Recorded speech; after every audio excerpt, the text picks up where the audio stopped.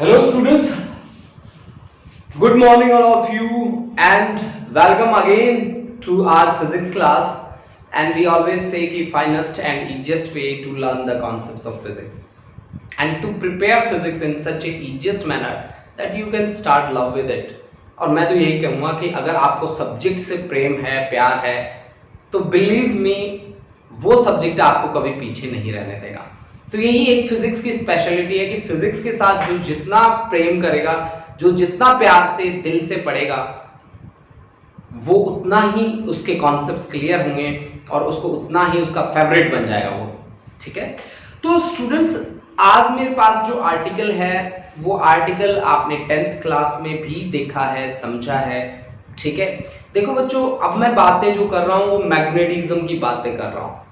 देखो बेटा, आपको मैंने कहा है कि मैग्नेटिक फील्ड को इंड्यूस करने के, पैदा करने के दो तरीके हैं।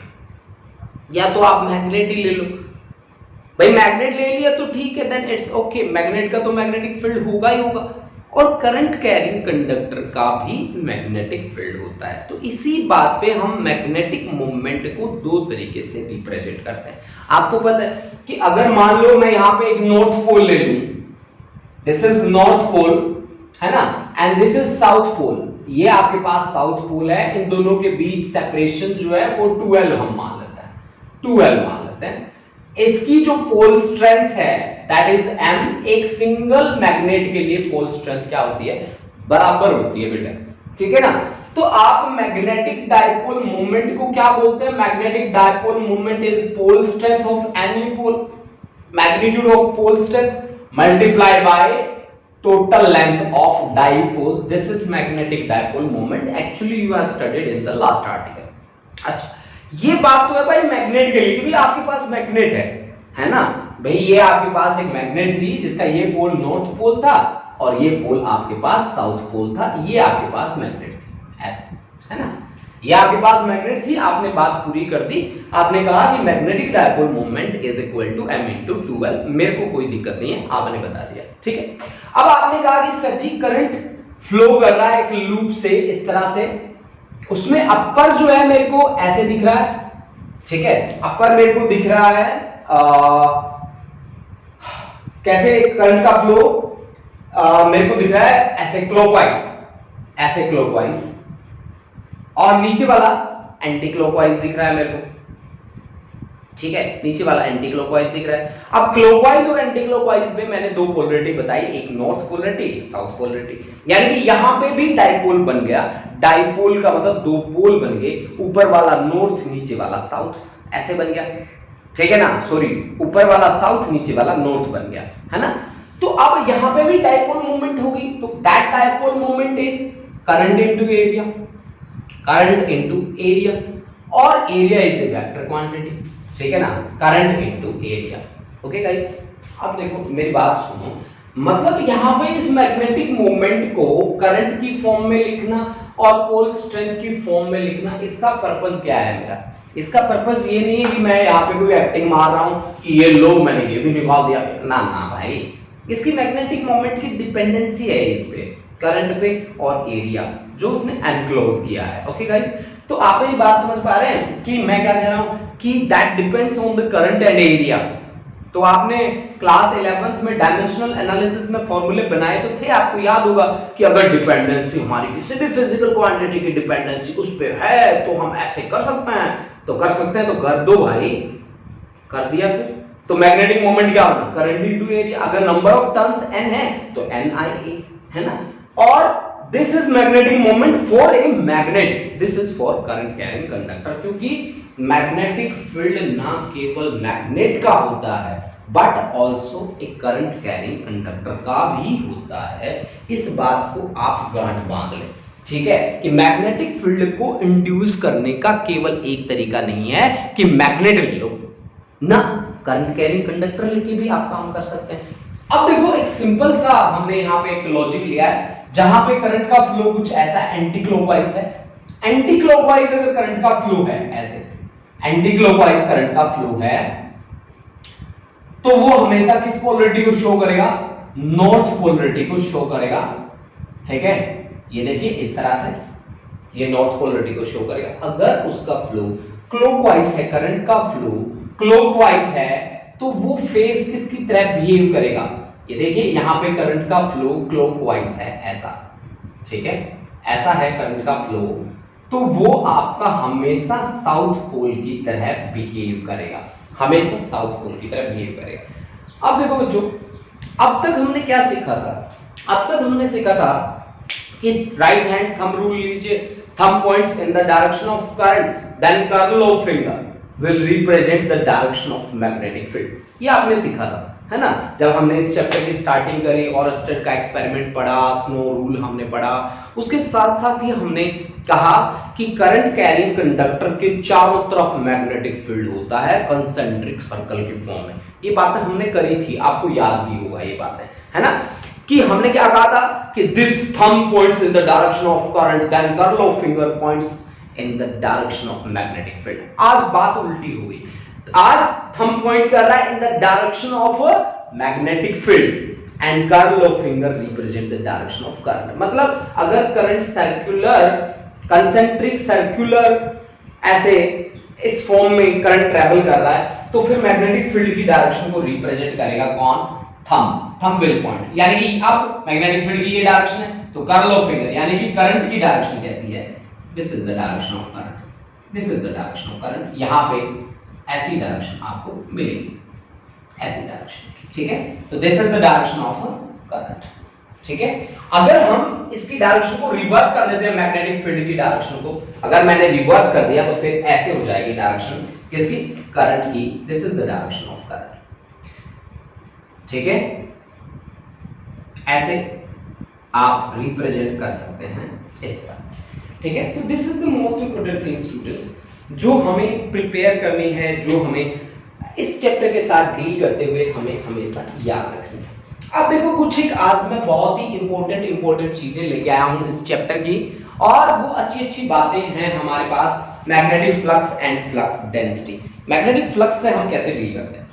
देखो ये जो सारी बातें हैं कहीं ना कहीं इलेक्ट्रोस्टैट में भी वैसे की वैसे यूज हुई हैं। ये ऐसी बातें नहीं है जो इलेक्ट्रोस्टैट में यूज नहीं हुई हैं। जैसे कि आपने गॉस लॉ इन इलेक्ट्रोस्टैट पढ़ा था। गॉस लॉ इन इलेक्ट्रोस्टैट कहता था total electric flux through a close surface is equal to 1 by epsilon naught times the net charge enclosed in that surface. और वो आपको इंफॉर्मेशन देता था। क्या इंफॉर्मेशन देता था गॉस लॉ इन इलेक्ट्रोस्टैट? वो कहता था कि electric field lines are not continuous, they have a starting point and ending point. उनका एक स्टार्टिंग पॉइंट भी है और एंडिंग पॉइंट भी है। ये इंफॉर्मेशन वो हमें प्रोवाइड करती थी, ठीक है। तो अब गॉस लॉ इन मैग्नेटिज्म क्या आया? मैग्नेटिज्म में आते ही तो मेरे को पता चल गया कि मैग्नेटिक फील्ड लाइन तो कंटिन्यू होती है भाई। आउटसाइड वो नॉर्थ टू साउथ ट्रेवल करती हैं और inside south to north travel करती हैं, है ना, कि आउटसाइड वो कहां से कहां ट्रेवल करती है? नॉर्थ टू साउथ, और inside south to north travel करती हैं। तो जैसे मुझे पता चला, मैंने कहा यार फिर गॉस लॉ इन मैग्नेटिज्म क्या होगा? गॉस लॉ इन मैग्नेटिज्म तो जीरो हो जाएगा। ये ऐसी चीजें हैं जो आपको पता होना चाहिए। देखिए गॉस लॉ इन इलेक्ट्रोस्टैट आपको क्या कहता है कि E dot ds is equal to 1 by epsilon naught times net charge Q net. ये आपको इंफॉर्मेशन देता है कि electric field lines are not continuous, they have a starting point and ending point. ये आपको ये इंफॉर्मेशन देता है। अब इनका एक स्टार्टिंग पॉइंट है एंड टर्मिनेटिंग पॉइंट भी है। कि ये इंफॉर्मेशन क्या देता है हमें? इन्फो क्या मिलती है हमें इससे? क्या इन्फो मिलती है कि electric field lines are not continuous, electric field lines are not continuous, not continuous, continue नहीं है ये, है ना। इनका एक स्टार्टिंग पॉइंट है, वही पॉजिटिव से स्टार्ट होती है और टर्मिनेट हो जाती है किस पे? नेगेटिव पे टर्मिनेट हो जाती है। जबकि मैग्नेटिक के केस में क्या होता है? मैग्नेट के केस में ये आपके पास है नॉर्थ पोल, बार मैग्नेट ले रहा हूं एक, और ये साउथ पोल आउटसाइड चलती है नॉर्थ टू साउथ, इनसाइड चलती है साउथ टू नॉर्थ। अब आप बताओ मेरे को यार, क्या फॉर्म किया है उन्होंने, क्लोज लूप। क्लोज लूप के लिए वर्क डन क्या होता है, जीरो। अगर वर्क डन मेरा जीरो है तो कहीं ना कहीं ई डॉट ds भी भाई मेरा जीरो होना है, क्योंकि क्लोज लूप के लिए वर्क डन जीरो होता है। तो फिर यहां पे ई तो नहीं है, यहां पे तो मैग्नेटिक फील्ड है बी, तो B dot ds becomes equal to zero. ये इंफॉर्मेशन क्या देता है हमें, गॉस लॉ इन मैग्नेटिज्म हमें क्या इंफॉर्मेशन देता है, ये वो इंफॉर्मेशन देता है कौन सी, ये कहता है कि magnetic field lines are continuous, ठीक है, ये कंटिन्यू चलती रहेंगी। आउटसाइड इनका होगा फ्लो नॉर्थ टू साउथ और इनसाइड होगा south to north. Now we talk about a brief of magnetic flux. Magnetic flux क्या चीज होती है, मैग्नेटिक फ्लक्स, मैग्नेटिक फ्लक्स को हम कैसे डिफाइन करेंगे। देखो बच्चों, इसको जो डिफाइन करने का तरीका है वो इलेक्ट्रिक फ्लक्स का कैसा तरीका था, वही सेम चीज आपको यहां पे फॉलो करनी है, ठीक है। मान लीजिए आपके पास ये एक एरिया एलिमेंट है, ऐसा एक एरिया एलिमेंट हमने लिया, ऐसा, ठीक है, एंड हम यहां पे बैठे हैं। तो मैंने क्या बताया था, एरिया की डायरेक्शन अगर मेरे को देखनी हो तो मैं मेरी डायरेक्शन में क्या कर देता हूं, नॉर्मल ड्रॉप कर देता हूं। This normal represent the direction of this area, ठीक है। And let us consider magnetic field makes an angle theta. Magnetic field angle बनाता है कितना, थीटा एंगल बनाता है, किसके साथ, एरिया के साथ, एरिया वेक्टर के साथ, ठीक है। तो फिर मैग्नेटिक फ्लक्स क्या होगा, जैसे इलेक्ट्रिक फ्लक्स क्या था, इलेक्ट्रिक फील्ड की डॉट प्रोडक्ट एरिया के साथ, वैसे ही मैग्नेटिक फ्लक्स क्या होगा, मैग्नेटिक फील्ड की डॉट प्रोडक्ट किसके साथ, एरिया के साथ, एरिया के साथ, ठीक है ना। मैग्नेटिक फील्ड की डॉट प्रोडक्ट किसके साथ, एरिया के साथ।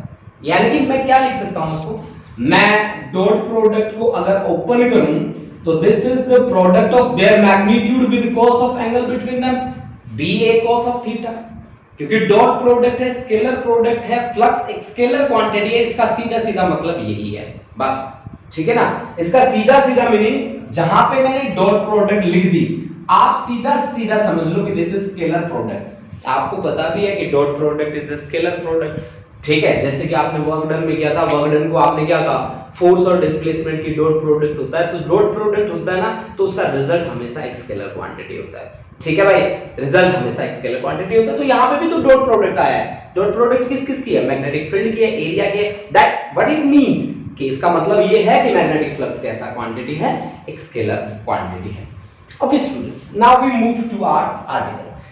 वी से कि dot product as defined as product of their magnitude with cos of angle between them, ठीक है। अब आप थीटा इज इक्वल टू 0 पे देख लो, f थीटा इज 0 डिग्री, अगर थीटा हमारा 0 हो जाए तो फ्लक्स हमारा क्या हो जाएगा, मैक्सिमम, क्योंकि cos की मैक्सिमम वैल्यू होती है +1, मिनिमम वैल्यू होती है -1। f थीटा इज 90 डिग्री, अगर थीटा हमारा 90 हो जाए तो मैग्नेटिक फ्लक्स हमारा हो जाएगा 0। अगर हमारा थीटा 180 डिग्री हो जाए, थीटा 180 होने का मतलब क्या है, फ्लक्स हमारा हो जाएगा मिनिमम, और मिनिमम की वैल्यू होती है -b into a, -b into a, ठीक है ना बेटा, -b into a, ठीक है। This is about the magnetic flux. अब देखो मैग्नेटिक फ्लक्स में इसकी यूनिट भी हम लिख सकते हैं। मैग्नेटिक फ्लक्स की यूनिट का नाम है वेबर, यूनिट का नाम है इसका वेबर, वेबर, ठीक है। वेबर इसकी एसआई यूनिट है। इसका डायमेंशनल फॉर्मूला भी आप लिख सकते हैं, डायमेंशनल फॉर्मूला है मैग्नेटिक फील्ड इनटू एरिया। अब मैग्नेटिक फील्ड के लिए हम कहां जाएंगे, F is equal to QVB, sin theta होता है, वैसे sin थीटा आप मेंशन नहीं करते, तो B is equal to F upon Q into V, B is equal to F upon Q into V। तो डायमेंशनल फॉर्मूला लिखने के लिए F upon Q into V into area. Force का dimensional formula होता है m1 L1 t-2, एरिया का L2, charge होता है करंट इनटू टाइम, और वेलोसिटी होता है डिस्प्लेसमेंट अपॉन टाइम। टाइम से टाइम कैंसिल, एक लेंथ से एक लेंथ कैंसिल, आपके पास बना m1 L2 t-2 और a-1। This is the dimensional formula for flux, this is the dimensional formula for flux. Also student यहां से हमें एक अच्छी चीज है जो हमें फाइंड करनी है। वो अच्छी चीज क्या है, वो अच्छी बात क्या है, उस अच्छी बात को हम देखते हैं। वो अच्छी बात है मैग्नेटिक फ्लक्स डेंसिटी। देखो इस वर्ड को मैं यहां पे लिख रहा हूं, magnetic flux density. Magnetic flux density क्या होता है? Flux per unit area. Flux होता है आपके पास मैग्नेटिक फील्ड इनटू एरिया। अगर flux per unit area, this is nothing but flux density, and this flux density becomes equal to magnetic field. यानी कि मैग्नेटिक फील्ड को मैग्नेटिक फ्लक्स डेंसिटी नाम भी दे सकते हो आप। यानी कि मैग्नेटिक फील्ड की यूनिट क्या होती है? Tesla. This tesla becomes equal to flux की यूनिट क्या होती है? वेबर। एरिया की मीटर स्क्वायर, यानी कि tesla is nothing but equal to weber per metre square. Weber per metre square, tesla is equal to weber per metre square. This is the most important thing which I want to tell you students, ठीक है, कि tesla is nothing but equal to weber per metre square. ये किसके equal होगा? Weber per metre square के equal होगा। तो student अब तक मैंने जो आपको बातें बताई हैं, क्या आपको बहुत ज्यादा इजी लगी हैं वो चीजें? प्लीज आप मेरे को कमेंट सेक्शन में आके बता दें कि वो चीजें आपको काफी इजी लगी हैं या कैसी हैं, बहुत नॉर्मल सी बातें हैं, ठीक है। देखो ये चीजें स्टूडेंट्स हम ना बहुत सारी चीजों को अंडर एस्टिमेट करते होते हैं कि जब हम पढ़ते हैं तो हम सोचते हैं यार ये क्या है यार, ये तो कुछ भी नहीं है यार, ये तो 1 मिनट में प्रिपेयर हो जाएगा। लेकिन कहीं ना कहीं ये चीजें आपके बेस को बनाती हैं, कहीं ना कहीं ये चीजें आपके कॉन्सेप्ट को ऊपर लेके आते हैं। और सीबीएसई में हमारे जो कॉन्सेप्ट मेंशन है, देखो बच्चों कहीं ना कहीं हमें कवर तो करनी है। ऐसा तो नहीं है ना कि हम छोड़ सकते हैं उनको, छोड़ तो बिल्कुल नहीं सकते, ठीक है ना। तो ये कॉन्सेप्ट जो मैंने आपको कराए ये ईजी है, मैं मानता हूं काफी ईजी है, बट आपका बेस भी बनाएंगे। अब आप कमेंट सेक्शन में आइए फटाफट और मेरे को 2-4 बातें बताइए इन कॉन्सेप्ट के बारे में। ये कॉन्सेप्ट आपको कैसा लगा? यहाँ पे कोई डाउट आपके आए हैं कि नहीं आए? डाउट तो क्या आएंगे इसमें, मुझे पता है कोई डाउट नहीं आने वाले, ठीक है। लेकिन फिर भी आप मेरे को पूरी इंफॉर्मेशन दें कि क्या हमारे इस तरह से इजी बनाए हुए लेक्चर अच्छे रहते हैं या हम बहुत ज्यादा कॉम्प्लिकेटेड लेक्चर्स लेके आए वो अच्छे रहते हैं। देखो ये हमारे काफी इजी बनाए हुए लेक्चर्स हैं, ठीक है। मैंने बहुत इजी बना रखा है इन चीजों को, और अगर आप लोगों ने मेरे साथ अभी पढ़ा है तो आपको दोबारा पढ़ने की भी जरूरत नहीं पड़ेगी इन चीजों को, ठीक है। मेरा मानना ये है कि ये काफी इजी हैं आपके लिए, ठीक है। और अगर मैं ऐसा मानता हूं कि इजी है तो आई थिंक है इजी, ठीक है। तो ये आपके लिए इजी जैसे कि हम बिल्कुल इजी वे में परफॉर्म कर रहे हैं, क्या ये आपके लिए सही है? ऑनलाइन क्लासेस के केस में मैं ये बातें बड़ी नोटिस कर रहा हूं कि बच्चों को मटेरियल ऐसा चाहिए जो उन्हें बहुत इजी लगे, इसलिए मैं हर एक कॉन्सेप्ट को काफी इजी बनाने की कोशिश करता हूं बच्चों, ठीक है। तो अब आप मेरे को, हाँ जी, अच्छा, जिन जिन बच्चों के कमेंट आए मैं बता देता हूं। Sahilpreet Singh, it was easy. Kirandeep, easy and understanding. Yes sir, it was good. Sarthak Mahajan, Prashant, it is very good. Gurleen, valuable basic discussion. हाँ बिल्कुल सही है. The concept was easy sir. हाँ बिल्कुल. आकृति है ना एक? हाँ जी. Neha, clear sir. Jasleen Kaur, it was good. Gurleen Bajwa, yes sir, it is interesting. Neha Biju, easy है. Easy sir. और Manjoor Kaur, yes sir, it is easy and good. Geetakshi, good. Ashpreet Kaur, yes sir, very good. Imroz, clear है. और हर्षित शारदा, गुड सर. अच्छा बेटा, आपको जैसे कि अब आप लाइव फिजिक्स पढ़ते हो तो क्या हमारा पढ़ाने का जो हमारे कॉन्सेप्ट्स हैं उनको क्लियर करने का वे सही है या हम इसमें कुछ और सुधार करें? आप अपने कमेंट्स जरूर दें बेटा, क्योंकि आपके कमेंट्स मेरे लिए बहुत मायने रखते हैं। हम अपने जैसे कि जो पढ़ाने का वे है वो सही है या हम उसमें कोई सुधार करें, ठीक है। हमारी जो टीचिंग मेथड्स हैं यहाँ पे जो मैं यूज करता हूँ टीचिंग मेथड, आपको बीच में काफी बातें भी करता होता हूँ, कॉन्सेप्ट भी ज्यादा मैं पजल नहीं करता, तो ये सब कुछ ठीक है या थोड़ा बहुत इसमें कुछ सुधार करना चाहिए? Imroz, yes sir, it's good. Thank you बेटा, थैंक यू इमरोज। अच्छा, और भी बच्चे बताओ। Gurleen Saini, going good, thank you Gurleen. अच्छा Aakriti, it is good sir, thank you बेटा। Manjot Kaur, yes sir, your teaching methods are beneficial. Sahil, thank you बेटा साहिल। और Prashant, good. Aakriti, thank you बेटा। अच्छा एक चीज और बताओ आप लोग मुझे। Kirandeep Kaur, good way sir. Jasleen, good. Neha Biju, you are doing great effort sir, thank you so much. Thank you Neha, thank you बेटा। Ayushi, good sir. एक बात और बताओ मुझे,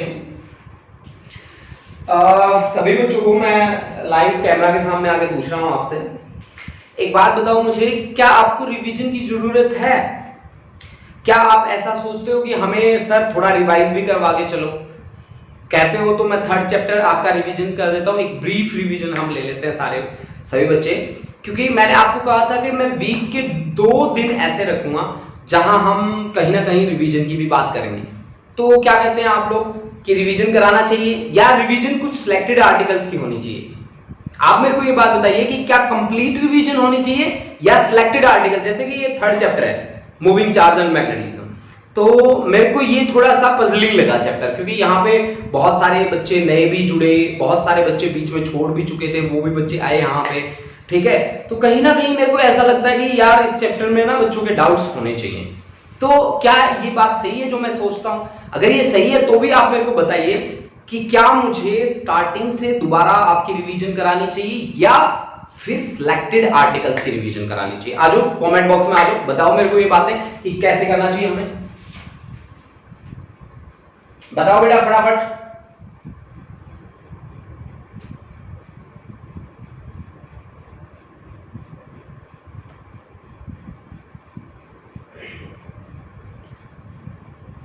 हमें स्टार्टिंग से स्टार्ट करना चाहिए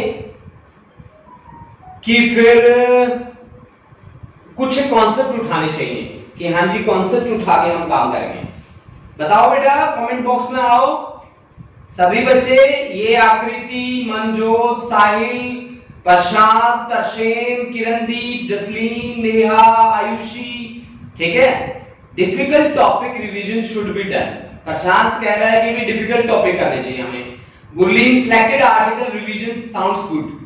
गुरलीन, हाँ ठीक है बेटा। प्रशांत, गुरलीन की सेम बात। Yes sir, we can revise some most important topics, thank you.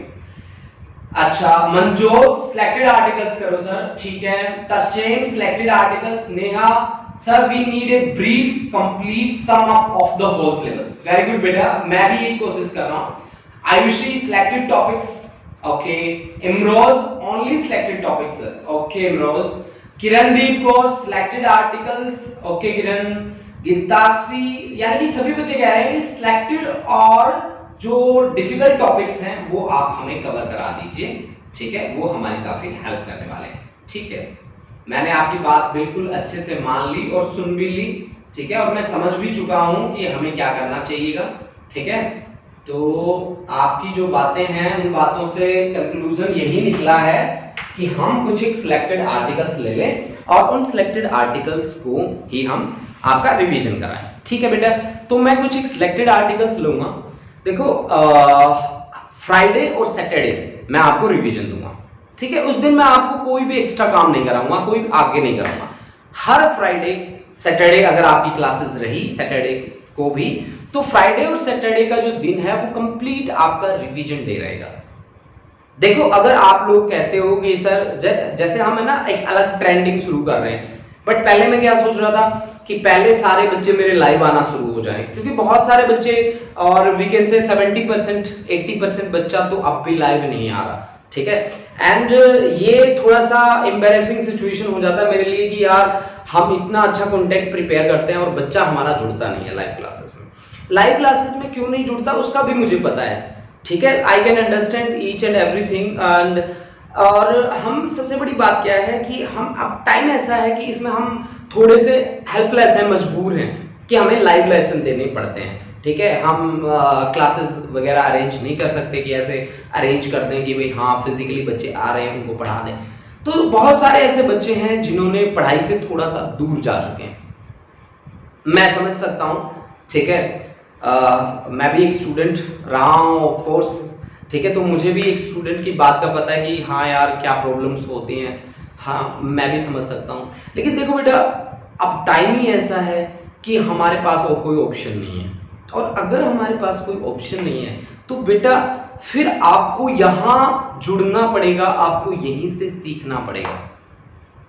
And no doubt मैंने बहुत सारी लाइव क्लासेस देखी हैं, पूरे इंडिया के में बहुत सारे टीचर्स की देखी है, दिल्ली एनसीआर।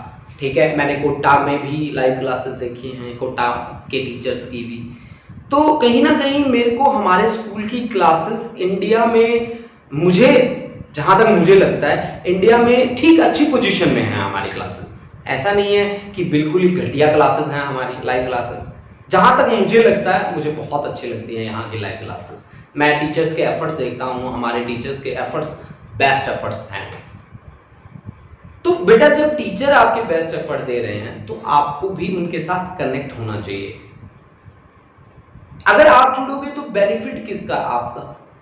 देखो आप क्या सोचते हो कि ऐसा होगा कि गवर्नमेंट कह देगी इनको प्रमोट कर दो, फिर क्या फायदा होगा प्रमोट करने का? आप कहां जा पाओगे? कोई सोचता है कि मैं बीएससी में एडमिशन ले लूंगा, कोई सोचता है मैं बीए में ले लूंगा। मार्क्स चाहिए बेटा। ठीक है, अब भी देख लो तुम, कट ऑफ देखो, डीयू के फॉर्म भरे जा रहे हैं, डीयू में जाके हाल देखो। ठीक है, पीयू का हाल देखो, पंजाब यूनिवर्सिटी का, बीएचयू का, जेएनयू का, इंडिया के टॉप यूनिवर्सिटीज का हाल बुरा हो चुका है, और यहां तक कि प्राइवेट यूनिवर्सिटीज का भी बुरा हाल है। और आपको क्या लगता है कि आईआईटी, जेईई, नीट की जो बच्चे तैयारी कर रहे हैं, क्या कंपटीशन नहीं मिलेगा उनको? बहुत कंपटीशन मिलेगा, क्योंकि अब बच्चों ने एक एक्स्ट्रा कॉन्सेप्ट सीख लिया, that concept is self study. और देखो जो भी बच्चे घर पे बेले रहते हैं, जिनको बातें, बहुत सारे ऐसे बच्चे भी होते हैं जो बहुत बार ऐसा होता है कि फोन में देख रहे हैं, कानों में ईयरफोन लगा के, तो थोड़ी देर बाद ईयरफोन निकाल के रख देते हैं दूर, जगत सर अकेले बोलते जा रहे हैं, कोई फर्क नहीं पड़ता उनको, है ना? नहीं बेटा, थोड़ा सा ना साथ कनेक्ट हो जाओ, साथ जुड़ जाओ। अगर आप लोग साथ जुड़ोगे तभी पॉसिबल है हर चीज। रिजल्ट आना आप पे डिपेंड करता है, मेरे पे डिपेंड नहीं करता। मेरे ऐसे भी बच्चे हैं जिनके 90+ भी आए, बहुत सारे बच्चों, ऐसे भी बच्चे हैं जिनके 40+ आए हैं, 40 नंबर आए हैं, 45 नंबर आए हैं, 50 भी आए हैं, ऐसे भी बच्चे हैं। तो वो क्या मैं उनको एक्स्ट्रा पढ़ा गया था 90 वालों को? नहीं, वो उनके एफर्ट्स थे। 40 वालों को मैंने कम पढ़ाया था? नहीं, वो उनके एफर्ट्स थे। ठीक है, कि उन्होंने 50 मार्क्स ले गए, वो भी उनके एफर्ट्स रहे होंगे, नो डाउट, एफर्ट्स तो उनके भी हैं। ठीक है, लेकिन कम है थोड़े। ठीक है, और उनके थोड़े ज्यादा है एफर्ट्स। ठीक है, तो यही फर्क होता है कि अगर आप एफर्ट्स करते हैं, आप टीचर के साथ जुड़ते हैं। अब मैं कमेंट बॉक्स ओपन क्यों करता हूं आपको पता है? मैं हर बच्चे की प्रेजेंस चेक करता हूं। ठीक है, कि वो कितना प्रेजेंस, उसकी प्रेजेंस कैसी है। मेरा और कोई पर्पस नहीं आपसे बातें करने का। आपसे बातें मैं क्यों करता हूं कमेंट सेक्शन में जाके? क्यों करता हूं पता है आपको? क्योंकि मैं देखना चाहता हूं कि मेरे कितने बच्चे दिल से जुड़े हुए हैं। अब जो बच्चों के बार बार मैसेजेस आते हैं, बार बार रिप्लाई आते हैं, क्या क्या शौक है क्या मुझे? नहीं, मैं ये देखना चाहता हूं कि मेरा कौन सा बच्चा अटेंटिव है, कौन सा बच्चा दिल से जुड़ा हुआ है। ठीक है, and this is the most important thing. तो आप लोग ये मत सोचिए कि आपका जो टीचर यहां खड़ा हुआ है कैमरे के सामने, जो आपको पढ़ा रहा है, वो बेवकूफ है ना। हमें भी पता है, आपकी हर कंडीशन का हमें पता है। ठीक है, आप बहुत बार जब आपका मन नहीं करता, आप ईयरफोन निकाल के रख देते हो, वो बोलता जा रहा है, आप कुछ और ही कर रहे हो, ड्राइंग पेंटिंग कर रहे हो, या मोबाइल में गेम खेलने लग जाते हैं। कई बच्चे तो लैपटॉप पे सुन रहे होते हैं ना मेरे को, तो वो मोबाइल में उनका कोई फेवरेट गेम होता है, वो गेम खेलने लग जाते हैं। बहुत सारे बच्चे ना वो लाइव क्लास छोड़ के कहीं वॉशरूम में जा रहे हैं, कोई खाना खा रहा है, कोई, मुझे भी पता है। ठीक है, लेकिन हाँ मैं ये नहीं कहता कि आप बिल्कुल ही उसके अंदर घुस जाओ ना। एंजॉय करो यार, आप पढ़ो, आप देखो उसको कि क्या क्या आर्टिकल था, एटलीस्ट कम से कम सिलेबस तो पता चल जाए। और अब हम रिवीजन क्लासेस भी स्टार्ट कर रहे हैं। तो रिवीजन क्लासेस मैं किस लिए दे रहा हूं, ताकि जो बच्चा मेरे साथ पढ़ रहा है वो बच्चा अपने आप को कवर करे। ऐसा ना हो कि जगत सर के साथ पढ़ते थे हमें कुछ नहीं आ रहा ना, ऐसा नहीं छोड़ना मैंने आपको। जितना आएगा ना सॉलिड आएगा भाई, ठीक है ना, जितना भी आएगा सॉलिड आएगा, जिंदगी भर नहीं भूलोगे। ऐसा ऐसा सिलेबस करना है हमें, ठीक है। ऐसा सिलेबस नहीं करना कि हमने सिलेबस निकाल दिया बस ऐसे निकालते जा रहे हैं निकालते जा रहे हैं निकालते जा रहे हैं, ठीक है। एट लास्ट मैनेजमेंट के आगे खड़े होकर कह देंगे डन, और वो क्लैप करेंगे वेरी गुड। ऐसे नहीं चाहिए हमें तालियां।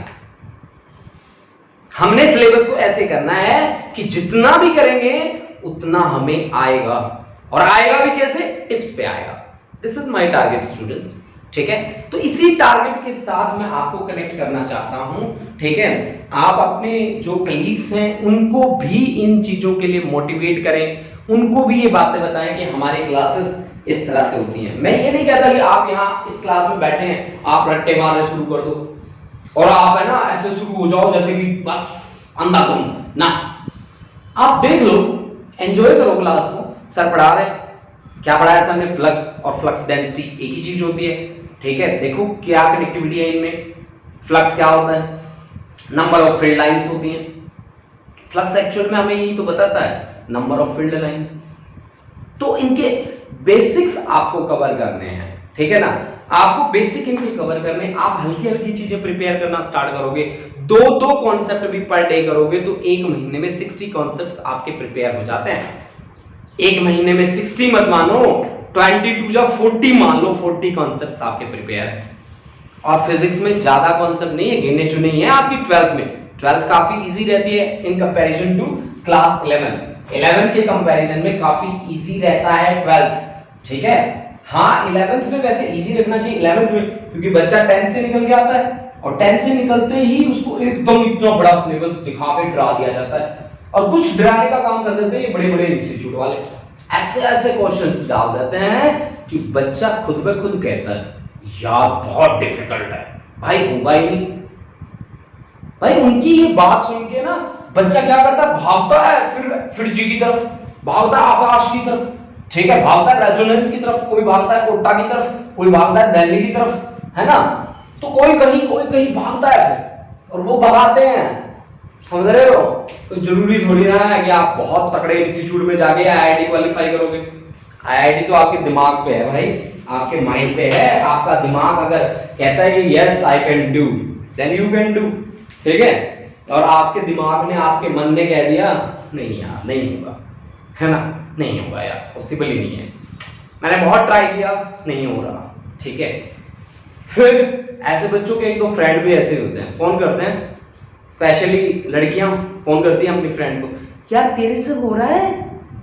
वो लड़की कहती है कि नहीं यार, चाहे होता हो उससे बट बोलेगी ऐसे नहीं यार नहीं हो रहा,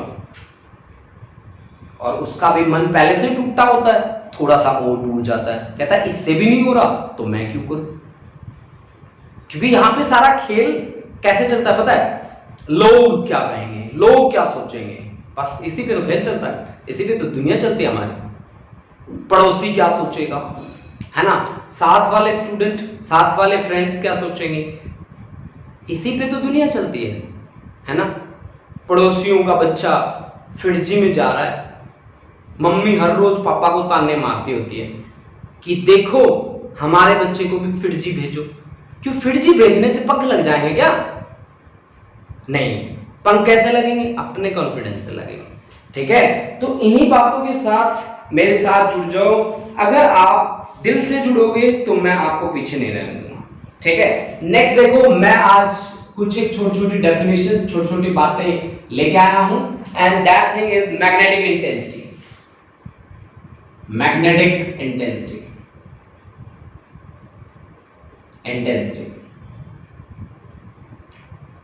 मैग्नेटिक इंटेंसिटी को हम मैग्नेटाइजिंग फोर्स भी बोलते हैं। मैग्नेटाइजिंग फोर्स, मैग्नेटाइजिंग फोर्स, इसको हम H से डिनोट करते हैं, मैग्नेटाइजिंग फोर्स को। देखिए बच्चों, हमने क्या कहा कि मैग्नेटिक इंटेंसिटी और मैग्नेटाइजिंग फोर्स, फोर्स का क्या मतलब होता है? फोर्स का मतलब होता है धक्का, फोर्स करना मतलब धक्के से मैग्नेटाइज करना, धक्के से मैग्नेटाइज करना। इसको हम फिजिक्स में कैसे लिखेंगे? इसको हम फिजिक्स में लिखेंगे degree to which a magnetic field can magnetize a substance. Degree to which, इसको धक्के से मैग्नेटाइज करेगा किसी सबस्टेंस को, और वो उसे कितना मैग्नेटाइज करेगा? Degree to which a magnetic field, a magnetic field can magnetize a substance, ठीक है, एक सबस्टेंस, ठीक है। Degree to which a magnet मतलब कोई मैग्नेटिक फील्ड है यार, है ना, वो किसी सबस्टेंस को कितना मैग्नेटाइज कर सकता है? धक्के से कर रहा है ना, वो खुद कर रहा है ना मैग्नेटाइज। हमारा सबस्टेंस तो नहीं कर रहा है मेरे को मैग्नेटाइज कर दो, नहीं, वो धक्के से कर रहा है। कितना मैग्नेटाइज कर देगा? दैट इज मैग्नेटाइजिंग फोर्स, ठीक है, magnetizing force. Basically this is denoted by H and this is the ratio of magnetic field in a medium to permeability of a medium, permeability of a medium, कितनी permeability है और कितना वो magnetise होगा, है ना, that is nothing but magnetizing force, that is nothing but equal to magnetizing force, है ना बच्चों। मैग्नेटाइजिंग फोर्स क्या है? B क्या है? Magnetic field in a medium, magnetic field in a medium, एक मीडियम में मैग्नेटिक फील्ड कितना होगा, और म्यू क्या है? Permeability of a medium, permeability of a medium, ठीक है ना। अब देखो आप मेरी बात सुनो यहां से, इसकी जो एसआई यूनिट है that is ampere per metre. इसके एसआई यूनिट मैं डायरेक्ट लिख रहा हूं, वैसे आप बी की और म्यू की लिख लीजिए, ठीक है। एसआई यूनिट इसकी है एम्पियर पर मीटर, ठीक है, एम्पियर पर मीटर, या आप इसकी एसआई यूनिट को लिख सकते हैं न्यूटन पर टेस्ला और per metre square, per metre square. This may be the unit of magnetic intensity. Now the magnetic permeability, magnetic permeability को हम डिफाइन करेंगे दो तरीके से, magnetic permeability, permeability, magnetic permeability as denoted by mu, that is permeability of a medium। मैं इसको दो तरीके से डिफाइन करने वाला हूं, एक तो B upon B not, one is B upon B not, B is magnetic flux density भी बोल सकते हैं, पता है आप मैग्नेटिक फील्ड को, ठीक है। तो मैग्नेटिक फ्लक्स डेंसिटी आप वर्ड यूज कर सकते हैं, कोई बात नहीं, ठीक है, डरने की कोई बात नहीं, सीधा यूज कीजिए। This is magnetic flux density, magnetic flux density in a medium, in a medium to B naught क्या है? Magnetic flux density in free space, in free space. एक बात तो ये आ गई भाई, एक बात आपके पास ये होती है कि mu is equal to mu naught permeability of free space divide by क्या? रिलेटिव परमेबिलिटी, ठीक है। रिलेटिव परमेबिलिटी आपके पास क्या होती है? सॉरी, आपको याद होगा रिलेटिव परमेबिलिटी आप कैसे निकालते हो? रिलेटिव आप निकालते हो कैसे? म्यू अपॉन म्यू नॉट, है ना, mu naught, permeability of a medium to permeability of free space. तो permeability of a medium is equal to permeability of free space multiplied by relative permeability, relative permeability, ठीक है, relative permeability. इसकी unit का नाम है weber पर ampere per metre, इसकी unit है वेबर पर एम्पियर पर मीटर। इसका डायमेंशनल फॉर्मूला है, ये डायमेंशन लेस है भाई, b अपॉन b नोट लिखा है ना आपने, डायमेंशन लेस है, ठीक है। इसकी यूनिट हमने आपको बता दी, और इसका डायमेंशनल फॉर्मूला कुछ भी नहीं होगा यार, ठीक है, ये डायमेंशन लेस होगा, ठीक है, this is dimension less. Now we talk about the intensity of magnetization, जैसे कि हमने किया था मैग्नेटिक इंटेंसिटी, अब हमारे पास है इंटेंसिटी ऑफ मैग्नेटाइजेशन। देखिए इंटेंसिटी ऑफ मैग्नेटाइजेशन क्या है, यहीं पे लिख देता हूं, intensity of magnetisation.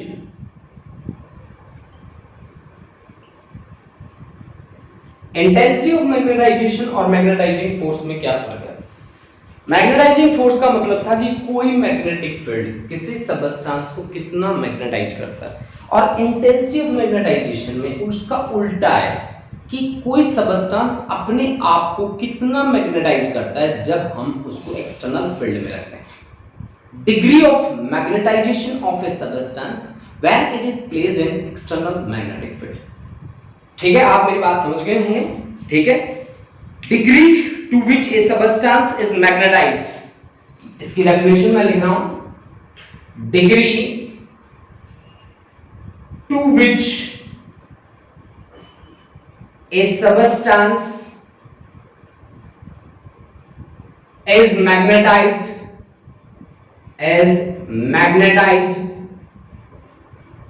when it is placed in external magnetic field, when it is placed in external magnetic field, external magnetic field, external magnetic field। ठीक है ना। अब देखो इसको हम basically, this is the ratio of pole strength per unit area, pole strength per unit area of cross section. ठीक है, जो आपने मैग्नेट ली है उसका क्रॉस सेक्शनल एरिया। ठीक है, इसको हम कैसे डिफाइन करते हैं? This is defined as pole strength per unit area, intensity of magnetization denoted by I, this is pole strength of north or south pole divided by area of cross section of magnet, area of cross section, and this small m is pole strength, pole strength। देखो यहां से I is equal to m by area है ना, दिख रहा है आपको? Pole strength divide by area, pole strength को टोटल लेंथ ऑफ डायपोल से मल्टीप्लाई कर दो, टोटल लेंथ ऑफ डायपोल से डिवाइड कर दो। Pole strength multiply by length of dipole, that is magnetic dipole moment, divide by area into length, this is volume. Then this is magnetic dipole moment per unit volume, this is nothing but equal to intensity of magnetization. इसकी unit, इसकी जो unit थी intensity of magnetisation की, वही इसकी unit है। इसकी unit है एम्पियर पर मीटर, और वही इसकी न्यूटन पर टेस्ला पर मीटर स्क्वायर, इसकी भी यही यूनिट है, और वही इसका डायमेंशनल फॉर्मूला है। तो स्टूडेंट आज हमने जो बातें सीखी हैं वो काफी बेसिक बातें हैं। ठीक है, बहुत बड़ी बड़ी बातें हमने आज की क्लास में नहीं करी हैं। ठीक है, हमने काफी छोटी छोटी बातें करी हैं। इंटेंसिटी ऑफ मैग्नेटाइजेशन हमने देखा है, और मैग्नेटिक इंटेंसिटी हमने देखा है। अब मैग्नेटिक सस्केप्टिबिलिटी भी हम देख लेते हैं। उसका नाम प्रोनाउंसिएशन मेरे को थोड़ी सी नहीं आती उसकी। ठीक है, मैं उसका वो लिख देता हूँ, स्पेलिंग लिख देता हूँ, अब आप मेरे को बता देना कि क्या चीज़ है वो है। ठीक है, देखो बच्चों, लास्ट के 2-3 मिनट्स मेरे को लाइव चैट में भी आना है आपके साथ। ठीक है, मैग्नेटिक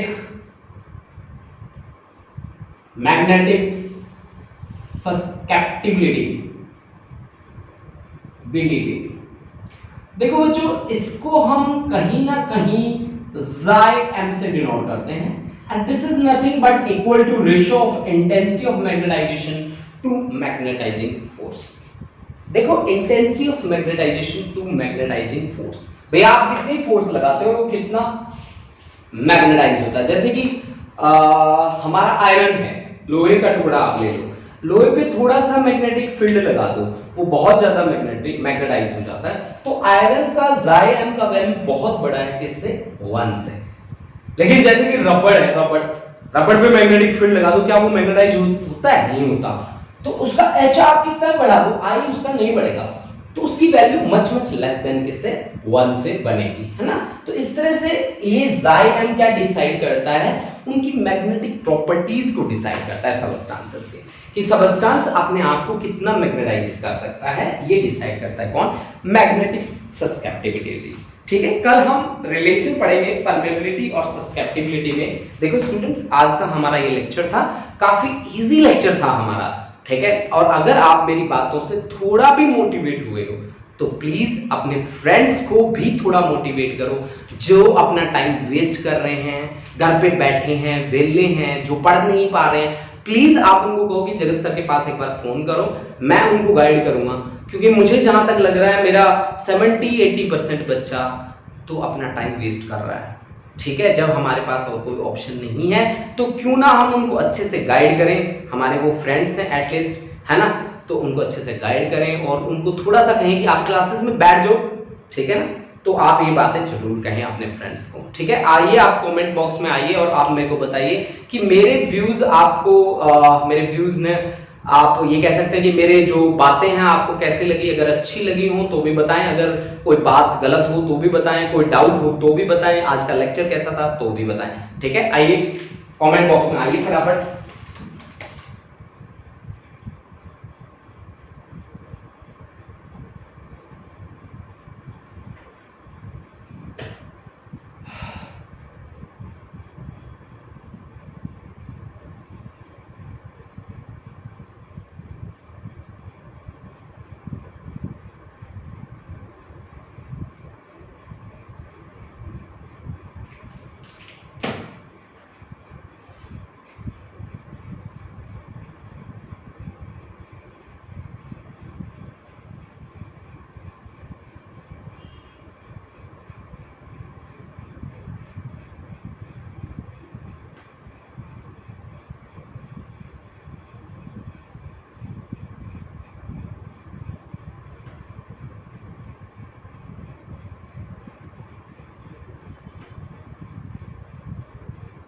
अच्छा, ये कुछ बच्चे हैं जिनका आया है आरक्षण वालिया, आरक्षण दमनजीत कौर जिनकी अटेंडेंस लगानी है, हरसिमरन कौर इनकी अटेंडेंस मेरे को लगानी है।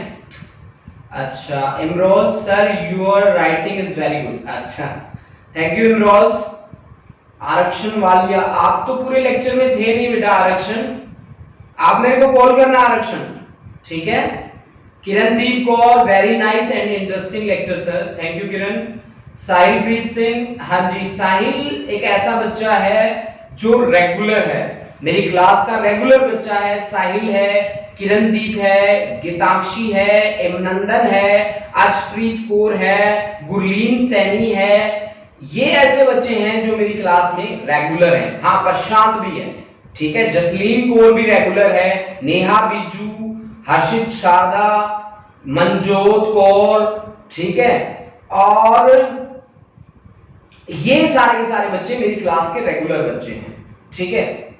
इतने मेरे को नाम याद हैं, बाकी मेरे को थोड़े से नाम याद नहीं है, ठीक है। ये सारे के सारे, आकृति भी रेगुलर बच्चों में से एक है, ठीक है।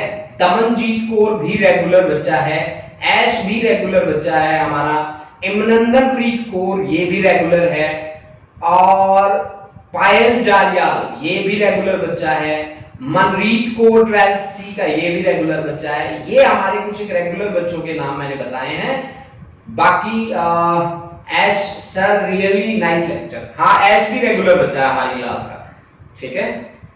आरक्षण मेरे पास कॉल करना बेटा एक बार तुम, ठीक है।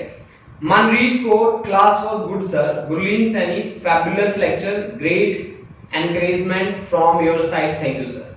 बेटा मैं तो बहुत एनकरेज करता हूँ गुरलीन, लेकिन बच्चा पता नहीं मतलब अंदर से इतना वीक क्यों हो गया है, ठीक है। पता नहीं बच्चों को क्या हो गया कि वो अंदर से इतने कमजोर हो गए। आप लोगों के पास तो इतनी ताकत है कि आप इतिहास बदल सकते हो, है ना, आपके पास इतनी एनर्जी है, फिर आप इतने क्यों टूट गए कि आप इतना ही कवर नहीं कर पा रहे, ठीक है। आप एक एनर्जी के साथ जुड़ो, एक पॉजिटिविटी के साथ जुड़ो और देखो आप अपने आप को ना चेंज कर सकते हो, आप अपने आप को बदल सकते हो, ठीक है। तो इन्हीं बातों के साथ आज हम अपने लेक्चर को यहीं पे स्टॉप करते हैं। थैंक यू स्टूडेंट्स यहाँ जुड़ने के लिए लाइव क्लास में, और दिल से जुड़िए बेटा, जितना भी बच्चा हमसे जुड़ रहा है प्लीज दिल से जुड़ो, मेरी यही बार बार आप लोगों से रिक्वेस्ट है, ठीक है। Thank you students.